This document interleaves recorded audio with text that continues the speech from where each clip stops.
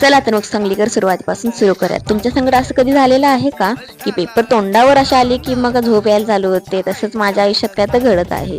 चला तर सकाळची सुरुवात व्यायामने करून नाश्ता करून अभ्यासला बसले. नंतर निघाले कॉलेजमध्ये. ज्या कन्सेप्ट क्लिअर झालेल्या नाहीत, कधी गेलो नाही तर वेगळा विषय, त्या कन्सेप्ट क्लिअर सरांकडनं करून घेतल्या. दुसऱ्यांनी आणलेल्या भगरीवर मस्तपैकी ताव मारून दुपारी नाही संध्याकाळी चहा पिला.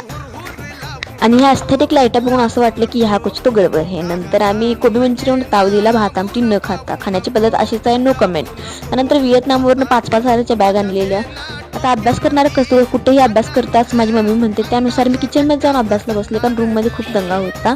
इकडं तिकडं बसत उठत कसा तर अभ्यास करून घेतला.